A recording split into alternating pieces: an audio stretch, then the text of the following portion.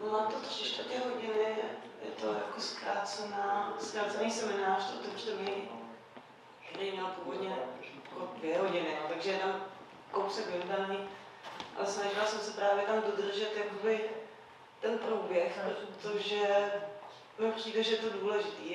Je to jako Petr Rezek, hostem otevřeného semináře Karla Macha. A Petr Rezek prostě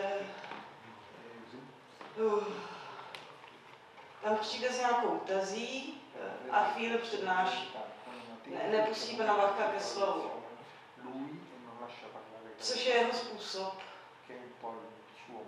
A další věc zajímavá je vlastně ještě k němu. Petr Rezek se nikdy nechtěl nechat natočit. Já jsem se do toho potom snažila, nevím, třeba 10 let.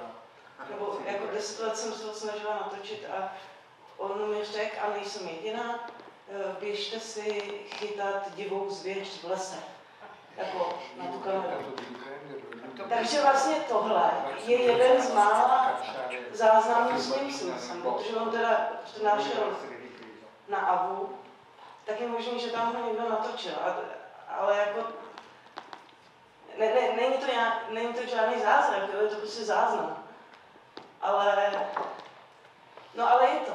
A je tam vlastně vidět... Záznam je zázrak.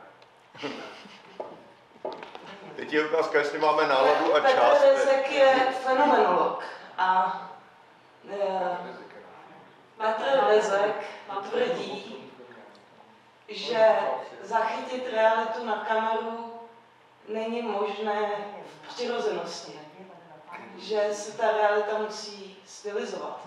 Ale to oni uslyší, jestli si to pustíme teď. O tom je tam celá ta debata. Je to trochu absurdní, může vám to připadat nablblý, nebo i tak až jako, ale mně to přijde jako zásadní v tom, že někdo panu Vachkovi jde vynadat, že vlastně jako médium filmu je nesmysl. No. Že nemůže zachytit realitu ve svých přirozenosti. Tak o tom to je, no tak. A je to teda jako hrubě, to prostě kamera papírníkový, která neostří, my tím klepem, ale to vydržíte. Prostě tam jde o ty myšlenky, ne o to, jak to vypadá. Byl jsem tady před několika lety a první, co jsem řekl, že beseda nebude. Tak jsem si znova našel, co je to beseda.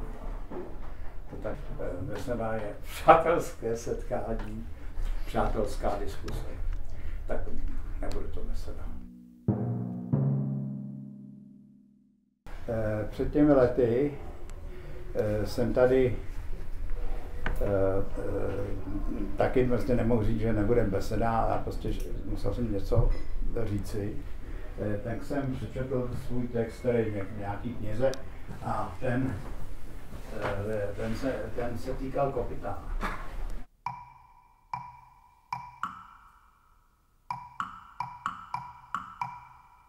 Jo, takže kopyto vypadá takhle.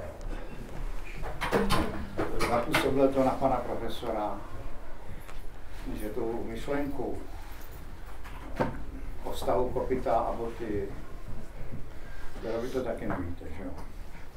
Nebudu to opakovat, ale dovedete si představit, jak ušijete botu? Jo. Zkrácený esej Petra Rezka Kopyto. To je skutečnost. To je model podle skutečnosti, umělecké dílo. A umělecké dílo způsobí, že vznikne podle něj nová skutečnost, bota. Pana profesora to fascinovalo a použil to v jednom svém filmu. A předváděl tam v lese, myslím, že to bylo v lese nebo na louce, to kopyto. A v ruce držel ovšem několik kopytů, nýbrž napínák. Napínák je nástroj, kterým, když už botu máte a ona se jaksi krabatí, tak aby se nekrabatila nebo abyste ji vyrovnali, tak se do toho vrazí a je tam takový jako péro, jako posouvací a tím se to jako vypíná. No tak vidíte, že tady žádný péro není. A mě to nějak nevadilo, no tak kde by vzal kopyto, že jo? To se dneska jen tak nesešené. A vznikla skutečnost, kterou si mohu obout, zcela nová.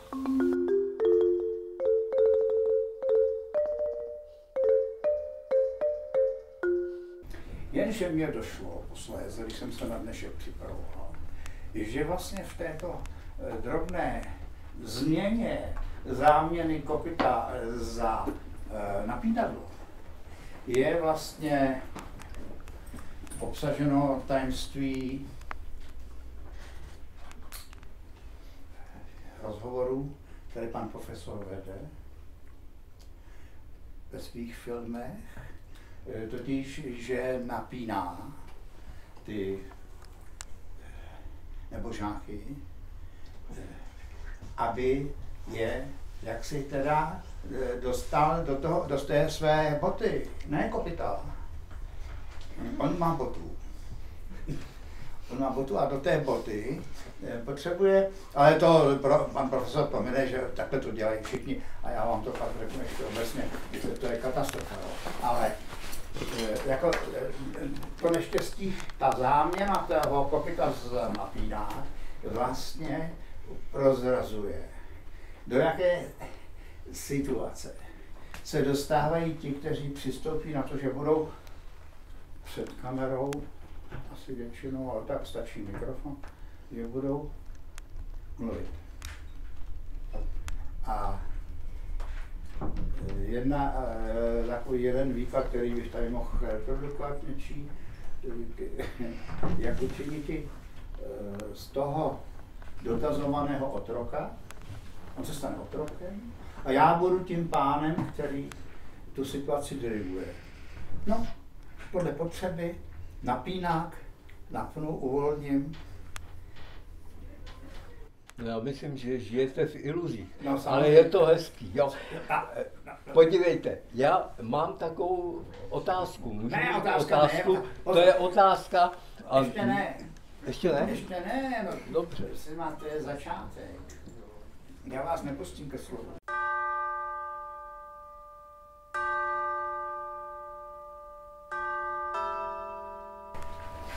Přetvářka přirozenost. Rozumíte, já mířím k tomu běžnému, to, co vidíte v televizi, to tam bude na konci, jo, a tak abych trošičku, zvláště ty, co přišli pozdě, aby věděli, o co jde. Prosím? O co jde, jako jim řeknu. Víte, když prostě teď tam v té televizi je ten rozhovor s tím očividným svědkem, spal jsem, slyším ránu a najednou nákladák v bytě, jo, prostě on jim vrazil do baráku. No teď se nám to úplně rozbil, jako. No tam tady se sedněte, to jasné. Tak hele, tak stylizace se tak hlásí, no co přišli, pozdě mají smůlu. Stylizace se tak hlásí a je nejvíce viditelná tam, kde není připravená. Ty profesionálové se to jako, ty si to nacvičej, jo, ty si to nacvičej a pak je to přirozený.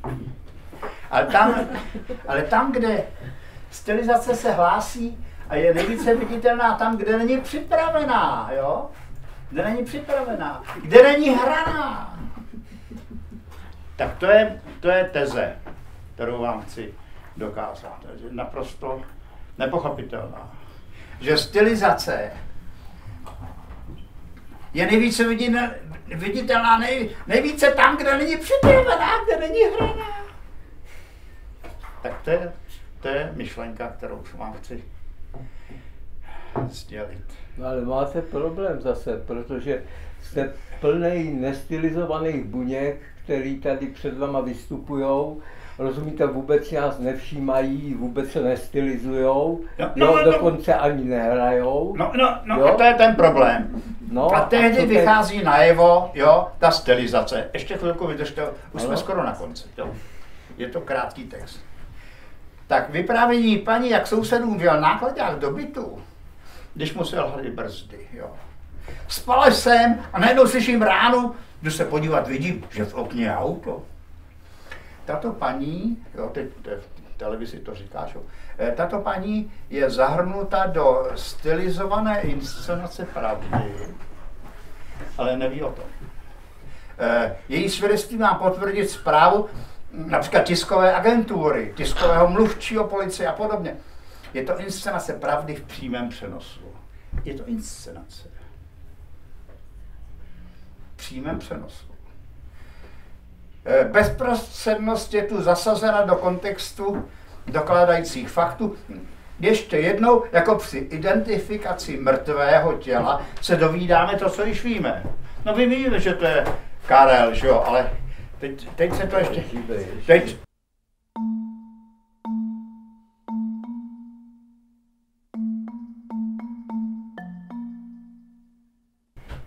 Tak, má potvrdit zprávu, jo? Je to ale zasazení do nějakého kontextu, těch faktů. Ještě jednou se dovídáme to, co již víme. Ale jak, rozumíte, ale jak, jo? Nepřipraveně, jo?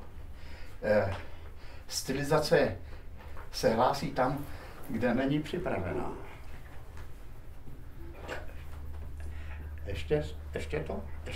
Ještě to řekneme, jo? Takže ale nyní to slyšíme od toho, kdo to zažil, kdo byl u toho. Jakmile však to začne vyprávět, a to je ten okamžik těch vašich dokumentů, jo? Jakmile to začne vyprávět, jo? Jakmile to však začne vyprávět, již nejsme u žádné události. Vidíme u koktající upocenou paní, jindy vážného pána, který umí mluvit souvisle, protože to bylo jeho povolání po celý život. Oba, pán i paní, se nestylizují, oni se nestylizují, jsou přirození po celý život. Jenže teď se jejich přirozenosti něco přihodilo.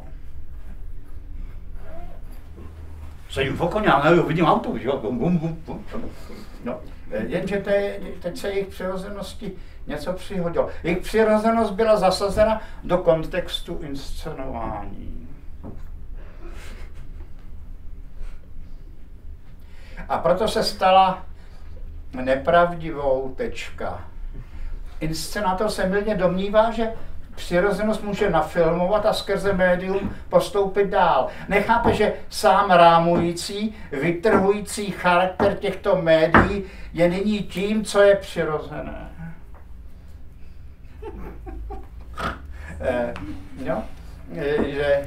Že ten charakter těch médií je teď tím, co je přirozené. Tento rámec, vše, co bude nyní řečeno, promění v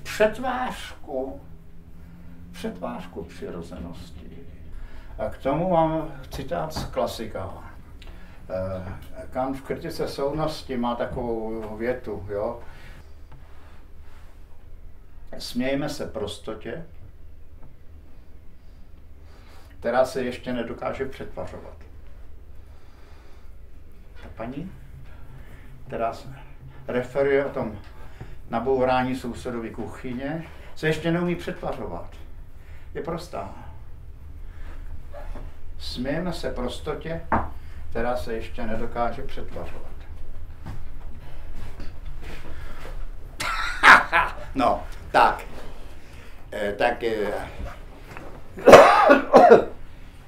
Je to nepravdivé tvrzení, teda můžu říct. To není celý, prostě. To tvrzení v tom kontextu, jak se uvedl, je nepravdivý, jo? No, o tom nepochybuji. Proto jsem to sem přinesl, abyste mi to opravili, ale Už mi jeden tady student vaší fakulty to vysvětlil, že nemám taky pravdu. A sice, když jsem mu říkal, no co to je za dokument či za zprávy, když ten Václav Havel z té na Pankráci vychází a oni to nestihli, tak vyšel ještě jednou. A to zase nestihli všichni, tak vyšel ještě po třetí. Tak jestli bychom na to třeba nemohli to, co jsem přednesl, aplikovat. Stylizace.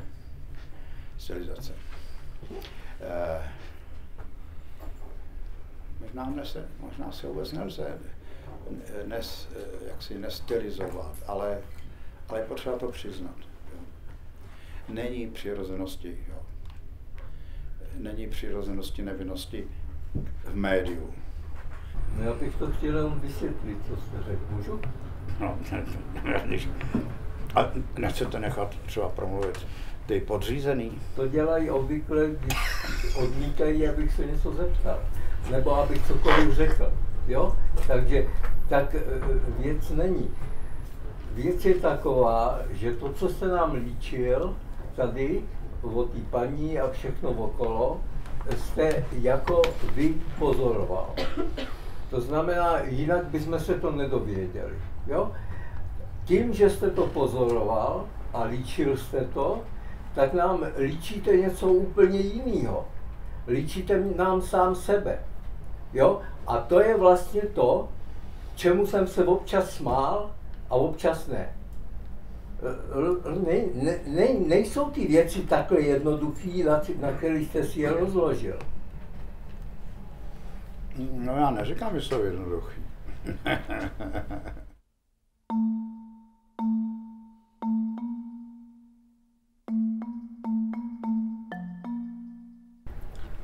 Máme se smát tomu, co jste nám řekl, to znamená, že smějeme se celému tomu systému, včetně vašeho vyprávění o něm.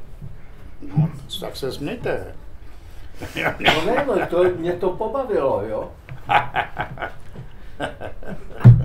No já se taky směju, jak vidíte, ale vy moc ne.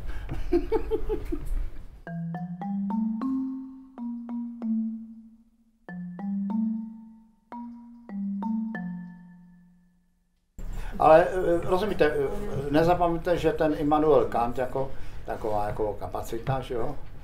Že ta poslední, ten citát byl, že se smějeme přirozenosti, která se ještě neumí přetvařovat.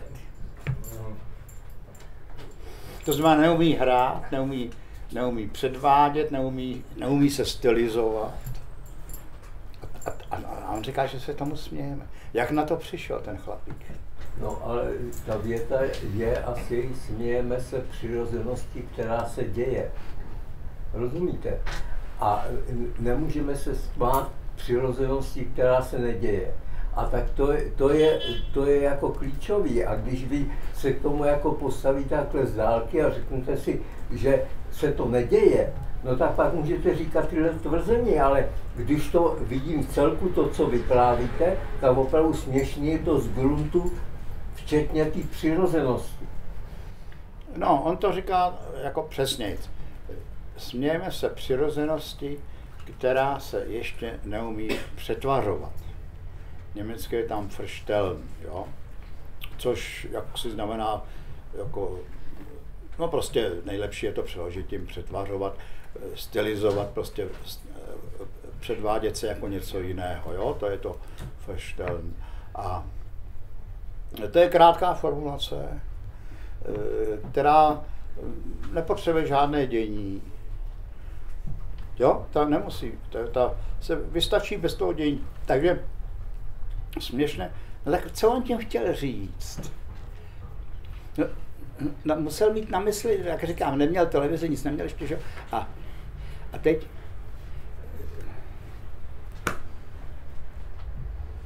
tu přirozenost musel někde potkat. No, tak kde ji potkal? U svého sluhy Lampeho,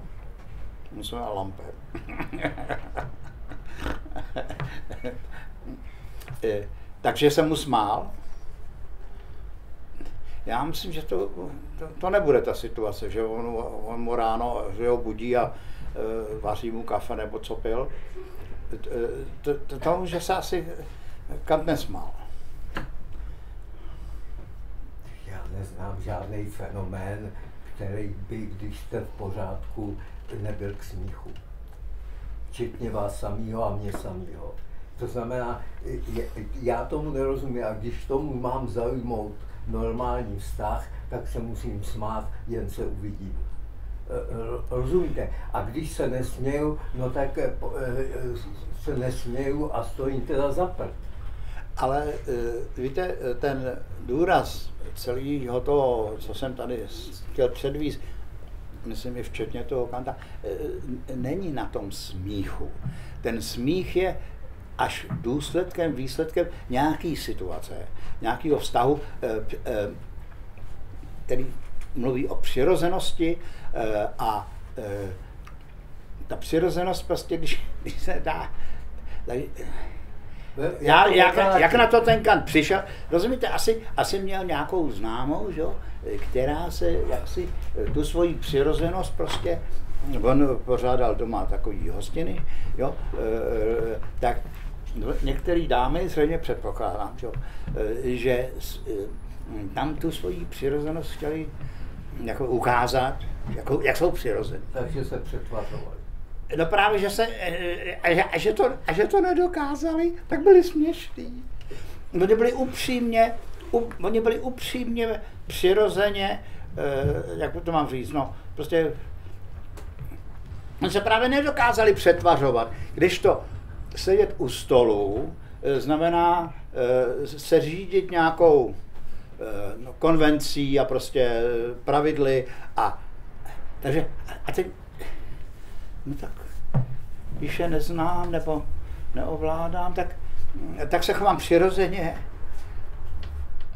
A to dodržování těch pravidel společenských a tak dále je prostě, řekněme, konvence nebo prostě něco jiného, než je ta přirozenost. To znamená, to je úžasný, že tam přivedu svoji manželku, prostě, kterou jsem tamhle přivedl ze statku, že jo, a teď teda jako ona jí příborem jako vidlema, že jo, je přirozená, jako, je přirozená. Ale je právě směšná, protože neumí do těch konvencí vstoupit. No a není on šťastný, když je jeho manželka směšná a že je musí on se může smát. No ne, no prostě vy to povolíte, že to nejde vůbec vidět v celku. Ten manžel tý paní, co tam vělo to auto, ten byl tak určitě šťastný, že je v televizi. To určitě byl taky šťastný. Kopyto je tu. Můžu se jenom zeptat, Jo, zeptat. Ne. Klademe otázky, žádné dotazy. Musíte něco namítnout třeba, nebo...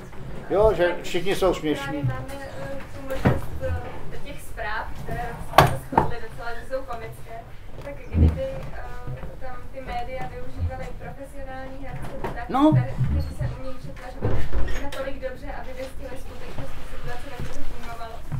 Že by tu paní někdo zahrál. No. No výborný nápad. A vy to, pane profesore, tak neděláte? Já dělám něco jiného, než o čem mluvíte. A to mě zaráží prostě. Takže si to potřebuji vysvětlit. Podívejte, opravdu směšný je, co je přirozený a je vám veselo. A směšný je i to, co je nepřirozený a je vám taky veselo.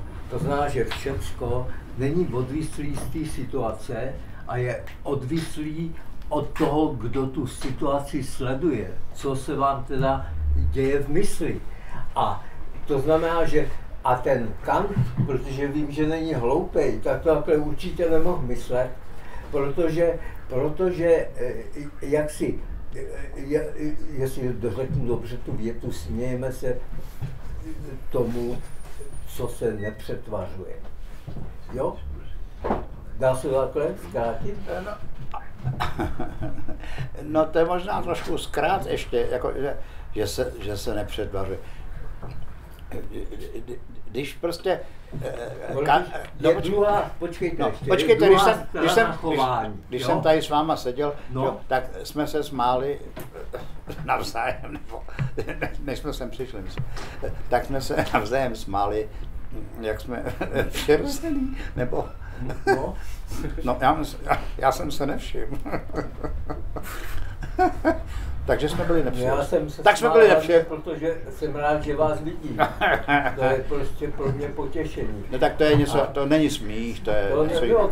Ale co to je? To je radost.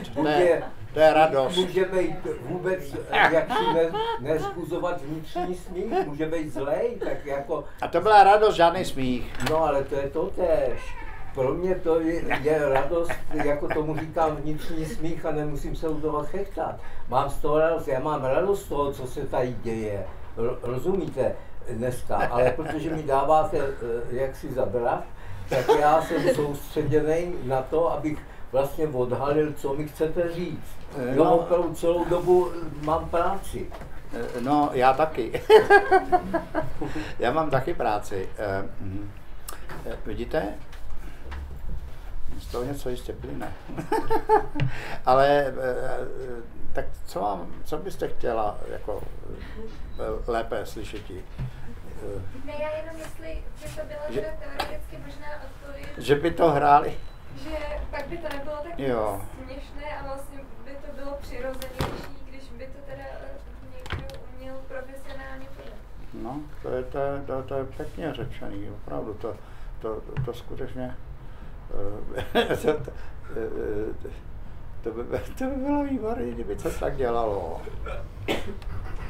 A jak by se to pak jaksi oznámilo? A nyní uslyšíme rozhovor s paní sousedkou, jo? Takhle by se to oznámilo? No, tak spíš jako přiblížíte na nám tu situaci, ale určitě by to byla bližší situace, než teda vlastně ta směšná. Ale podívejte, když ten Havel vyšel po třetí z té věznice, tak to nebylo směšný.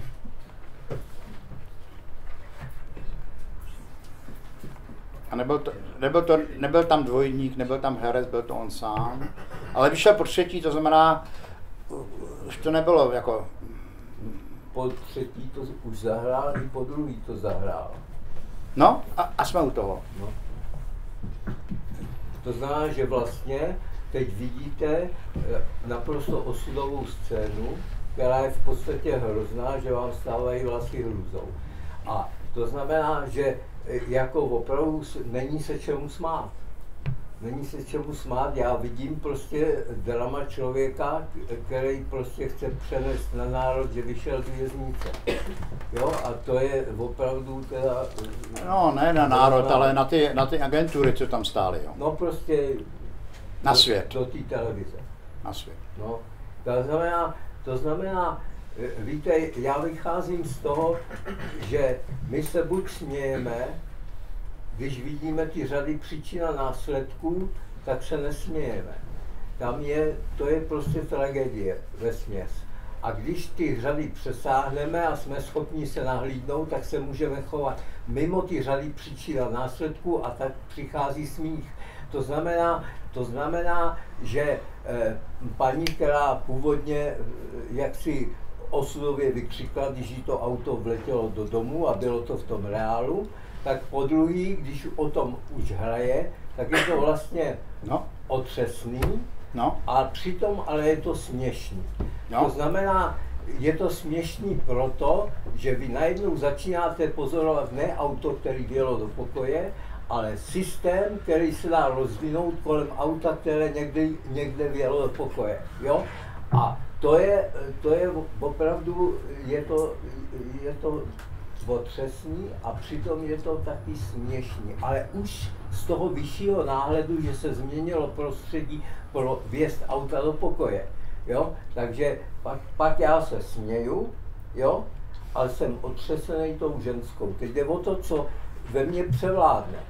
Rozumíte? Protože já bych to do televize asi vykládat nešel. Jo? Na semináři bych to. Jo? Ale důležité je, že to, o čem mluvíte, se celé odehrává na obrazovce. Když ona to bude vykládat sousedce, tak to bude jiná situace. No, určitě. Ale je to furt to samý. Jako na obrazovce. A jakože my o tom mluvíme. I to je vlastně, proto já se občas nemůžu smát. Čemu se vy smějete? Protože čtu tu druhou stránku té věci. Že mi vlastně popisujete osudovou řadu nějaký paní, která přišla do televize, který se co stalo a kterou manipulujou. A když začnu sledovat tuhle osudovou řadu, tak nevím, čemu bych se smál. Je to otřes.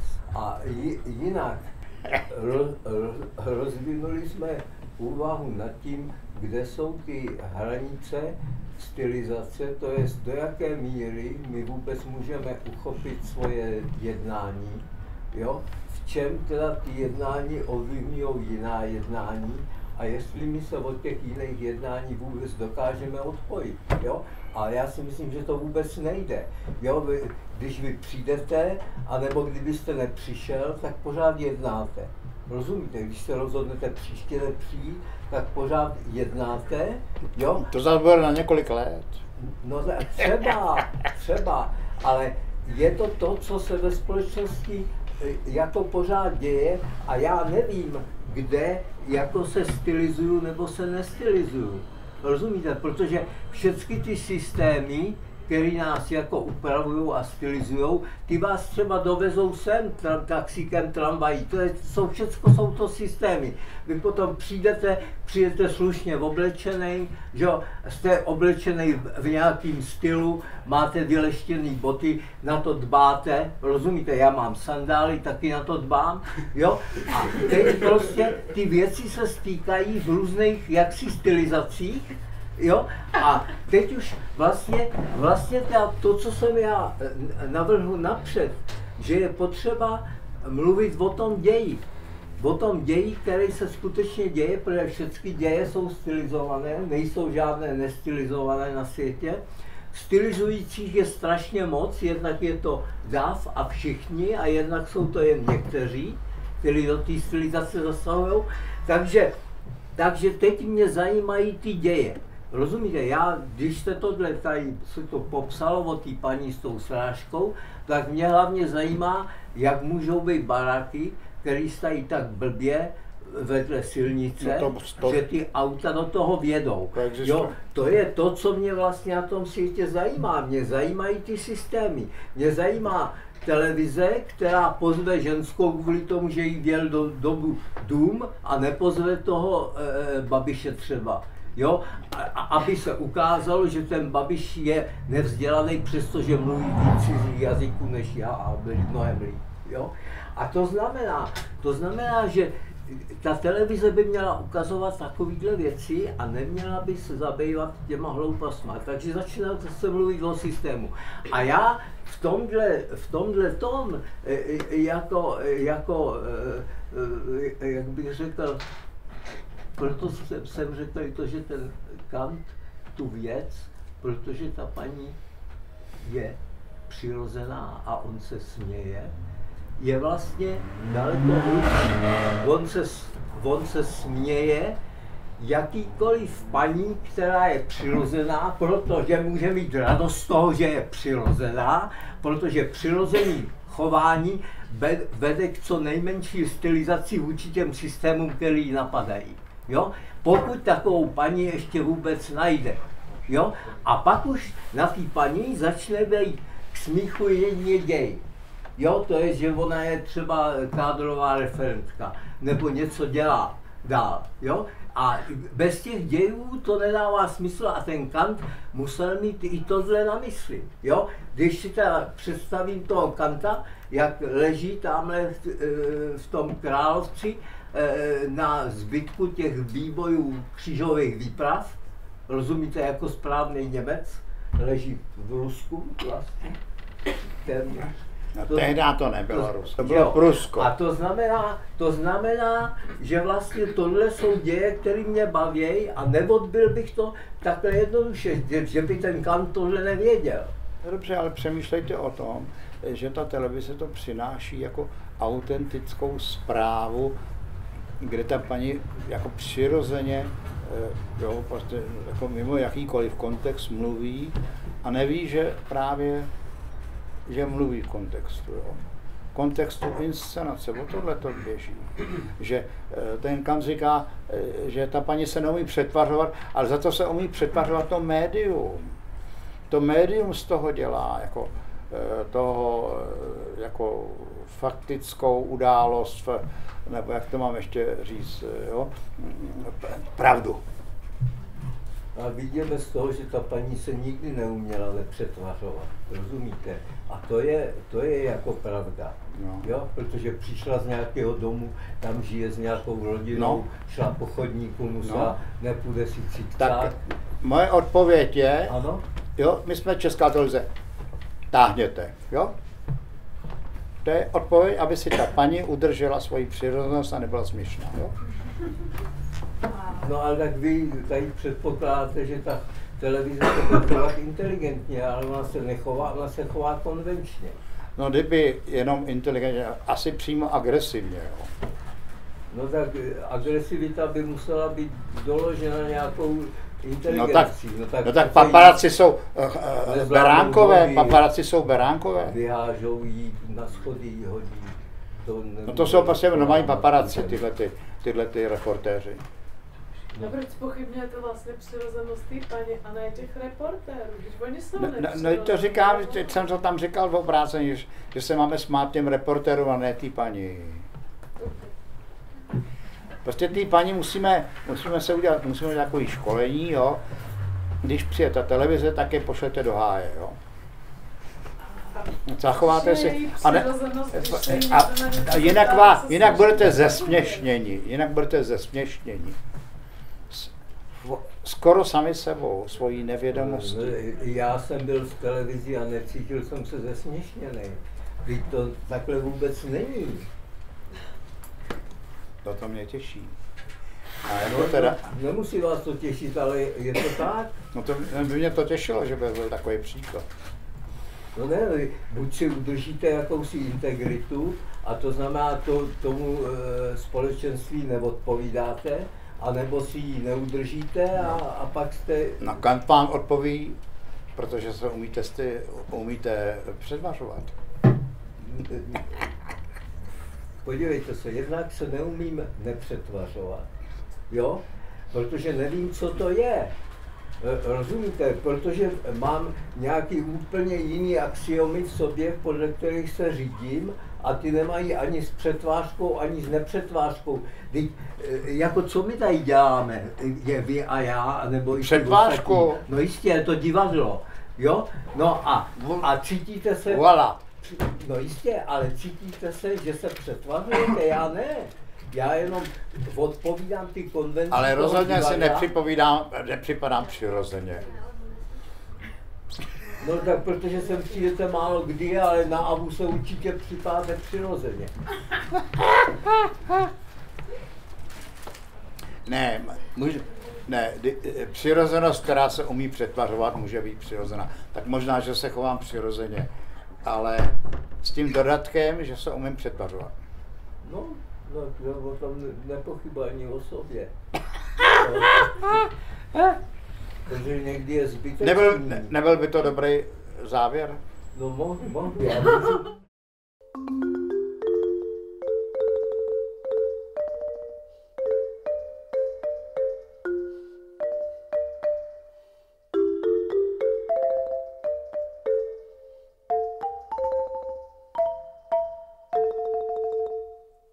Pojďte se, posledně, když tady byl Antonín Kosík, do dneška mu děkuju, celý večer nadával a mě pak došly věci, které jsem předtím nevěděl. To znamená, já přemýšlím teďka, a to je vlastně to, co jste pro mě řekl, že bez toho konkrétního děje, jo, jak paní, co všechno proběhlo, jaký auto tam jelo, co se mu poslalo, jo, ty brzdy nebo benzín neměl, nebo to zastavilo v zatáčce, ono to smejklo. Prostě bez konkrétní analýzy nelze vůbec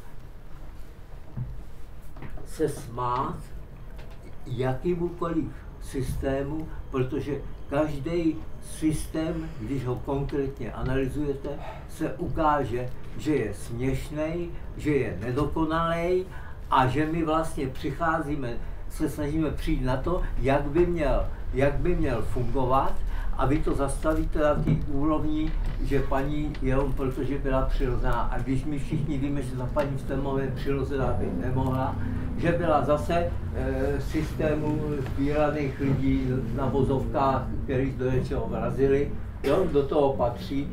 A to znamená, že vlastně jste mě řekl, musíš důsledně, když chceš něco analyzovat, sledovat ty průběhy celý děje. Protože všecko je to teda, vše se mění, jo, všecko je to v pohybu, jo, i ta paní, jo, a tohle, ale přitom ten Kant řekl takový axiom vlastně, že co je přirozený, je k smíchu, protože já chápu, že to pokud se nedokáže přetvařovat. Pokud se nedokáže přetvařovat, že nemůže být jinou a já mám radost, že ji vidím ve chvíli, kdy nedokáže být jinou.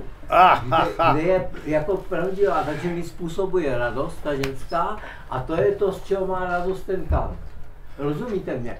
A to je vlastně takový ještě jiná taková blbá věta, než abych něco mohl pochopit, tak to musím zastavit. Jo? To je ta ženská, co nic nedělá, jenom je přirozená v ten moment, nebo ty děje se pak nezajímá, jo? A má stojí, je přirozená, já jsem spokojený, ale jenom do té chvíle, než začnu myslet na ten systém, na ten její pohyb, kterým tam dospěla, a pak se teda musím chechtat idiotskosti každého systému, to znamená i přirozenosti té paní, protože i její přirozenost je pohyblivá a to je, musí být blbá. Ještě takovou blbost, jo, pane Rezek. Když si představíte, že prostě já nevím, ten magnetofon, na kterým vás natáčejí, co řeknete, rozumíte? Vlastně třeba to vůbec k ničemu nebude, ale je to zvláštní, že vlastně vás posloucháme, a teda mě taky, jo, a co se tu řekne, to je někde zaznamenaný. A teď my můžeme promýšlet to, že to zaznamenáme třeba úplně zbytečně. Chápete? A že ten zbytečný záznam. A teď se podívejte po světě, to je, všecko jsou to samý zbytečný záznamy. Tamhle stromy tam předvádějí, že rostou, dělají si záznam, dělají si letokruhy, nakonec jim to spálí, nebo oni zhnijou, nebo co. Je to civilizace zbytečných záznamů, ale byla tak jak živa. A všecko je to. A přesto je to zábavný se o to z nějaký strany pokusit pochopit, jestli náhodou tam nejsou nějaký skutečně rozumné věci, jako je třeba ta věta od toho Kanta, rozumíte, kterou jenom chci domyslet jinak. Která zní, že přirozenost, která se neumí přetvařovat, je směšná. Tak chtěl jste besedu zakázat, tak jsem jenom na konci. No říkám, beseda je na konci. No. Beseda ne. Byla to beseda? Nebyla. No, já myslím, že ne. No proto.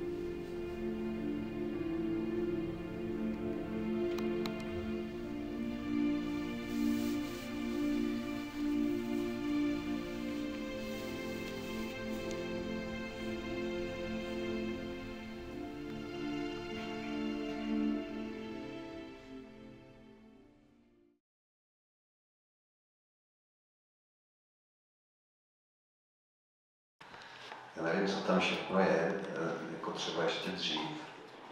Já se musím přiznat, že mě překvapuje to, že ten Rezek nevzal do hry to, poněvadž on to pravděpodobně stáhl jako k bankovému firmování. Jo. A že nestáhl do hry to, že jeden z principů toho bankového firmování spočívá v tom, že on zpřítomňuje tu podmíněnost neustále. Neustále různými způsoby, otázkami, pohybem před kamerou, tím tleskáním, střihem nesouvisejících, jak kdyby časoprostoru nebo replik, neustále odkazuje k tomu, že si někdo nějak něco myslí a je zároveň nějak myšlen tou kterou situací. A není vlastně z toho, co jsem viděl jasné při Rezkově filozofickém rozměru, jak pracuje jako bezprostředně s představou toho, že to, co je v televizi, je méně reálné, než to, co je méně v televizi. Ta paní, když jí letí auto do domu a ona to bude vykládat sousedce, tak ona to té sousedce přece může vykládat s různou motivací. Ona jí to může vykládat proto, aby ji dojala, aby ji rozesmála, aby si od ní mohla učit vajíčka.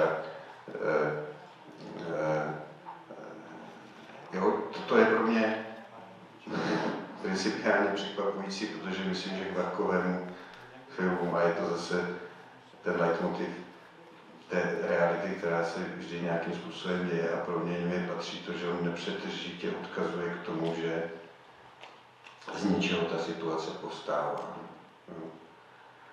A jinak ta samotná situace nárazu toho auta do domu mně přijde intenzivní jako v tom, jednak, že tam Vachy mluví o tom systému a mně přijde důležité ještě to, že žádný náš domov neexistuje. Že toto je třeba nějaký vzkaz, který já tam vnímám. Neexistuje žádný náš svět, neexistujeme nikde, kde by to bylo jenom naše. A ta neočekávatelnost toho, že mi najde kamion do obyváku, je vyjádřením přesně toho, podívejte, nemyslete si, neexistuje žádná zeď, která by vás oddělila od toho světa.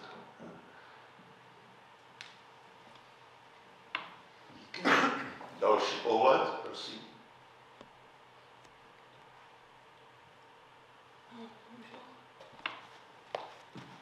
Já bych se chtěla zeptat, jestli to jako máte dojem, že to k něčemu je, nebo jestli to je zbytečný,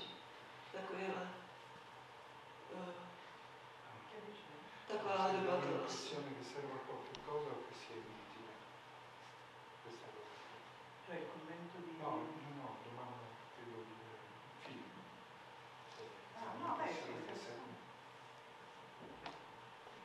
Silvana říká, že je to zajímavé.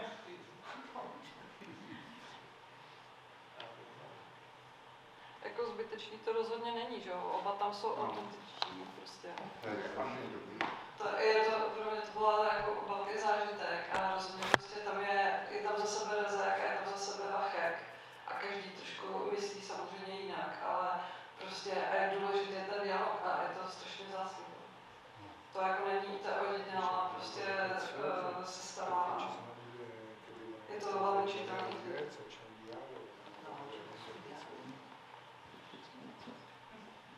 Martin se hlásí tady. Jasně.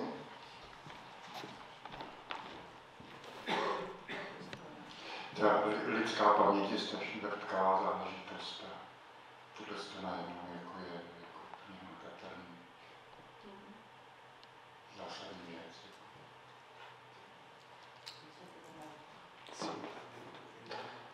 Za mě samo o sobě, jakkoliv dlouhodobým čtenářem,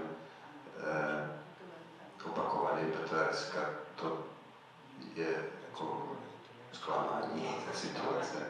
A já si dovedu představit pouze v souvislosti s něčím, čím bych to zesílil.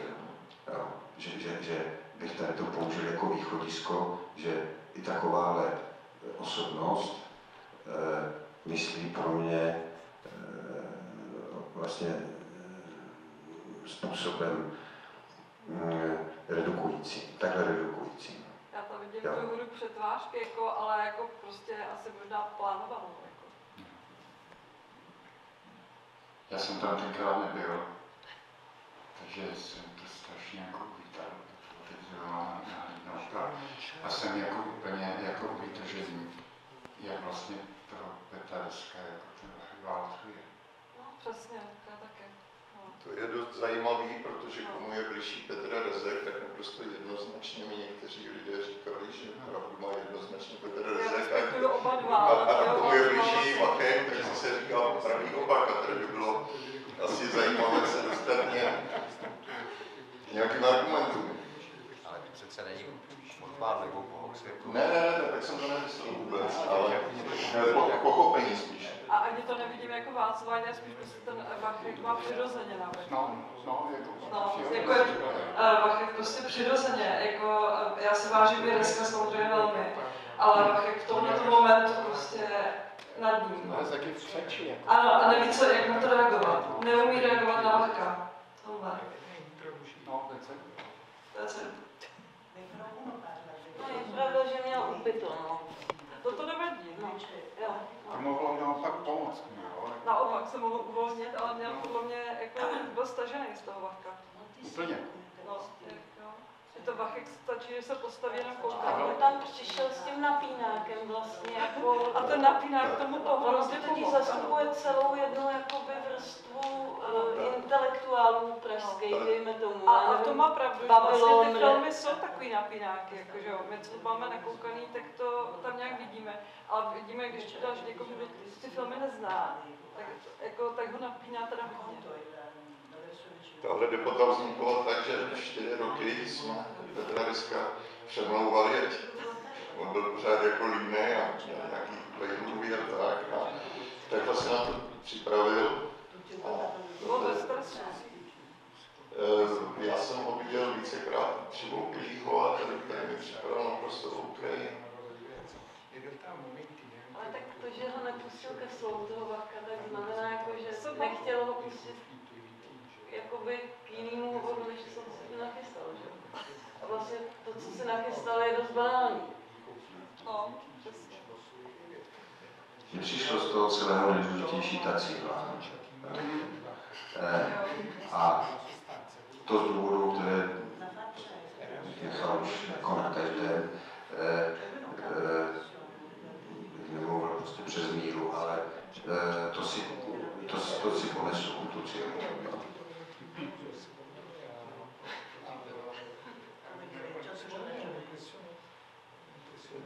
Ještě další reakce, prosím.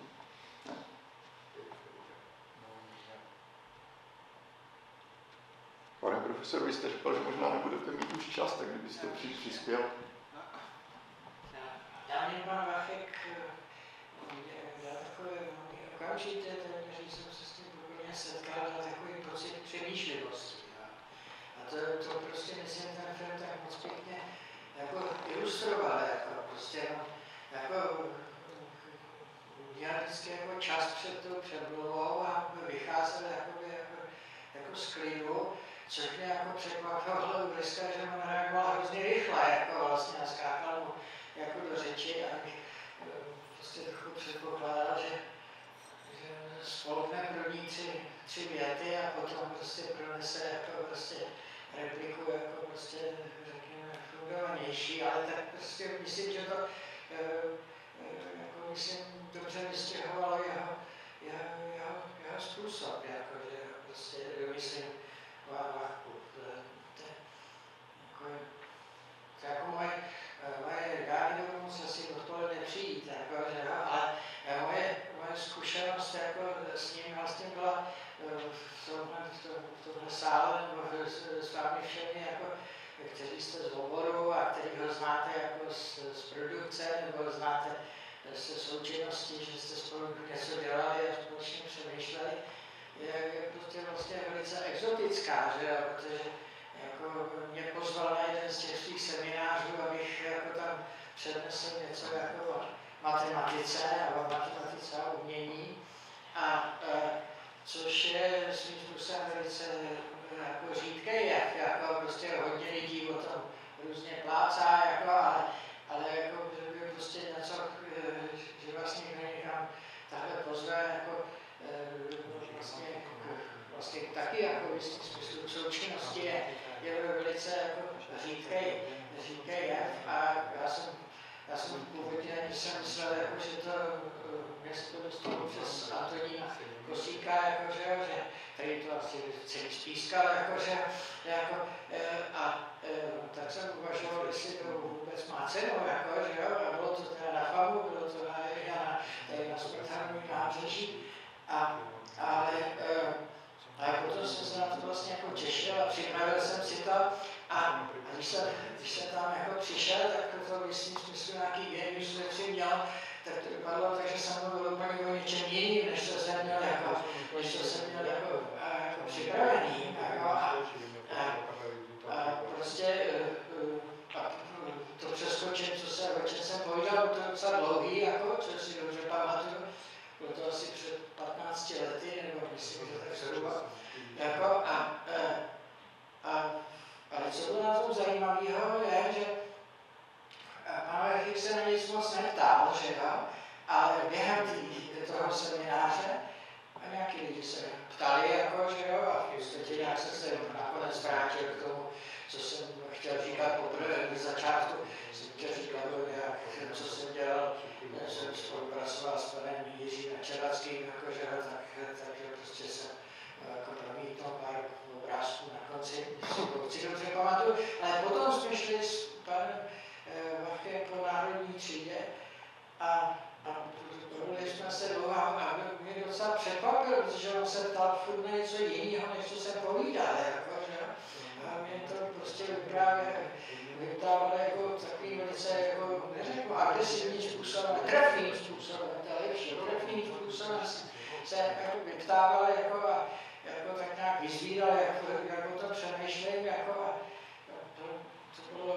to bylo dost impresivní, to prostě to pamatuju jako velice hlubokýho pána, jako prostě, že takže ten film je jako v tom seděl, jako, že to jako prostě tak jako, tohle by. Je to tak, na to jde?